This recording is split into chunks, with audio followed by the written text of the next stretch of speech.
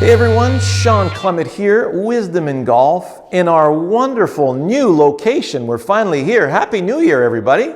So 2019 starts off fantastic for us here at the club because now instead of a 6-month-a-year club, we are 12 months out of the year. And look at this. We've got, remember that white netting we have at Richmond Hill? Well, they have a black version of that, and we've got the updated version of the archery baffle. By far and away the best netting in the industry. Golf Supply House has that for you right here in the Toronto area. The Augusta Green is back. You remember my backyard back in Toronto? Well, there's our perfect putting surface right here on a slight incline. So when the ball hits the net, it comes back to the front here. As well, we can putt in this direction for left to right breaks and that direction for right to left breaks. And we have this wonderful new surface. Look at that. I can stick my finger all the way past my first knuckle, and it holds tees, or the ball, obviously, can sit on a tee. Look at that. It's held beautifully. So the strike, the ball is held up beautifully. We have very little friction in the strike.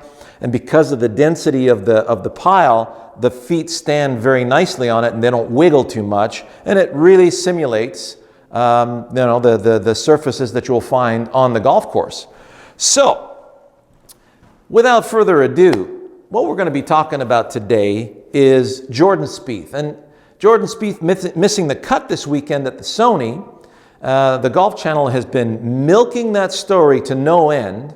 And you know, I'm putting my 2 cents in there so that everybody understands where Jordan Spieth is and how quickly it's going to be, if he listens to this advice, how quickly it's going to be for him to get back on track and top 10 the next few events. So first things first, during the interview, he was talking about how uncomfortable he was over the golf ball. And that's no excuse whatsoever. That means that his setup does not fit the picture. And there are only 4 things that can be out of whack in your setup that'll prevent you from delivering your shots into that picture and cause that discomfort. So, first things first. We need a flight plan. If we don't have a flight plan, we're toast. So I want Jordan Spieth to come back to his make the targets as small as possible. Small targets, small mistakes. That is exactly correct. So we need to determine a flight plan. So I've got a 9-iron in my hands, and we'll take it up the ladder for the long irons because he talked about how uncomfortable he was with the longer clubs. And you notice how he missed a bunch of fairways with that with the hybrid in his hands. So I got my center line here that I hope you can see.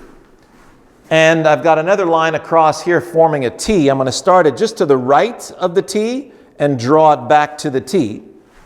So I am lining up over the intermediate point. And that intermediate point, by the way, should be much closer here. But since it's a nice bright yellow ball that I can see easily in my peripheral vision, and that I've chosen from behind, you remember how detrimental side vision can be for the golf swing, and it will fool you every time. So it's very important that you pick an intermediate point, no more than a foot out, to plan for the flight plan, right? So I've got my intermediate point. I'm lining up parallel to that. My ball position slightly back of center because I'm hitting draw. Now it feels like I can deliver slightly to the right of the intermediate point, which will take me into the picture a little right of that center line. So, one of 4 things can be out of whack. Number 1, distance to ball. Jordan did look a little off with his distance to ball. You'll see in a couple of shots where he's sitting back on his heels and the front of his feet are actually floating off the ground. Well, now you got no room to swing to the target. So he's going to be a little bit bunched up, and that's where he's falling back, and you can see how the front of his left foot's coming off the ground. So number 1, secure the arches to the ground like suction cups, engage the quads and the glutes, and then bring the machine in. So if I'm too far from the ball, you see how my center of gravity is now compromised and I'm floating on the front of my feet. I can't swing in that direction right now and stay in balance and hit the ball solid. From here I can. I got no room to go. From here I can. All right, so that's distance to ball. Number 2, ball position. Well, if I play the ball too far forward, I got to go after that golf ball to make it start in the direction I want to start it. That requires a big manipulation. We don't want that. That's part of that discomfort. If the ball's too far back in the stance, now I have to reach back in order to start the ball in that direction right there. If I don't reach back, it's going way too far to the right. Right now, it feels like if I swing in that direction, the ball wants to go in that direction without me having to make any manipulations whatsoever. I'm just using the momentum of my arm club unit and I'm delivering in that direction. That's the second one. Third one, club face. Before we get to club face, because I think that's a major issue in Jordan Spieth's arsenal, because I really think his grip is too weak. And you'll understand why. So the third one is going to be levels. So if I have the ball below my feet, then what I got to do now is I need to get lower. So if I swing towards my target from here, I'm going to miss. If I swing to the target from here, I'm going to top. From here, I'm going to thin. From here, I'm going to flush. From here, I'm going to dig. Flush. Okay, that takes care of number 3. Number 4. Club face grip relationship. So if I have a neutral grip, which Jordan has, and a square face, and my hands are going to lag and lead because I'm going that way. When I go fishing, I'm lagging through here. I don't go to the ceiling to go fishing. I go that way to go fishing. Hockey, I'm collecting the puck from here, releasing the puck over there. Hands are leading. So here's my neutral grip with my square face, and now my hands are leading. That's really open. How do I get the club face to close? Well, I'm going to bow my wrist. Well, look at that. It's closing. See that? Bow my wrist. But it's still not closed enough. Now I got to turn my body, and now I have to manipulate the club to close. So during the swing, if you feel you have to manipulate the club face to close, it's too open to begin with. Why do you think the grip is round? So that we can close the face. Now here's a closed face with a neutral grip, and now I'm going to square it up. Well, here you go. Webb Simpson, Bubba Watson, Matt Kuchar, the list goes on and on and on of guys with strong grips who are really, really good ball strikers. Better ball strikers than Jordan. So it's a simple thing. You know, make that grip stronger or keep the same grip and close the face or do a little bit of both. No big deal. You want to know that when you swing in that direction that the ball's going to curve the way you want it to. So if I play the ball back in my stance and I close it way too much, here's way too closed. Well, now it feels like when I swing in that direction, the ball's going to start left and go way left. And if I square it or open it a bit too much, now if I swing in that direction, the ball's off to the right and it's never coming back.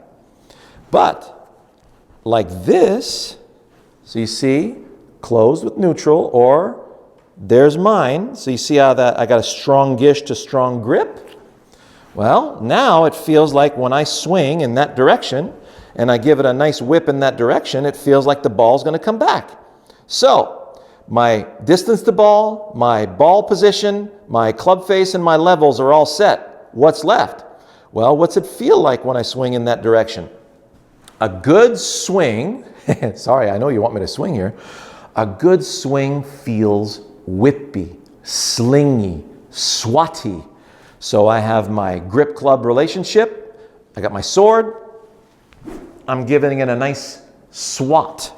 So I'm just going to slash my sword in that direction and let the weight of the sword release me to the right of that intermediate point. Here we go. So I'm gathering and releasing. Look at that. Ball right there, just slightly right of my line. That's my tight little draw that's going to hold the right edge of the flagstick. So if I do the same thing with a 5-iron. Now, as we get to the longer clubs, so I got, here, let me go 3-iron and 9-iron here. Here's my 3-iron, here's my 9-iron. You see the difference?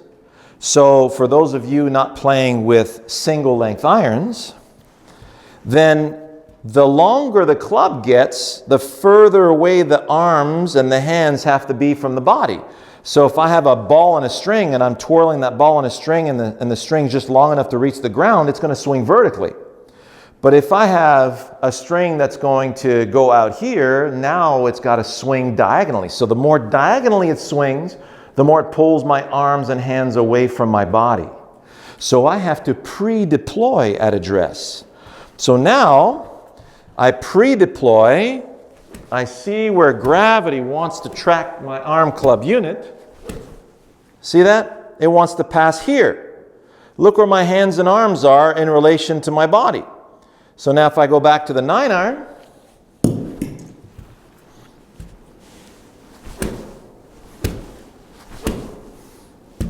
there's a 9-iron. Can you see the difference? So for those of you who are saying, oh yeah, one fist away with every club, well, you're going to get some wicked surprises when you get to the 5, 4, 3-irons or hybrids and fairway woods, and then with the driver, it's going to be impossible to negotiate that, okay? It's going to be very, very difficult. You're going to have to, you know, raise up and do all kinds of crazy compensations. So, distance to ball is another issue, and that's one of the things. So I see two things in Jordan Spieth's arsenal. Grip's too weak, and distance to ball is a little off, okay? Then when it comes to putting, he said it himself. He says in the second day, he stopped thinking about his stroke. Why in the world was he thinking about a putting stroke in the first place? That's crazy. Your anatomy is already built to swing a putter beautifully without even trying. So practicing a putting stroke is pretty much a waste of time. What you want to practice is sending momentum into pictures, reading those greens. Spend way more time on reading the greens and then feel how you develop a sense of momentum. So have a look at my putting videos, please. Take a look at Putting Secrets, Shawn Clement, Putting Focus, Shawn Clement. That's a big one.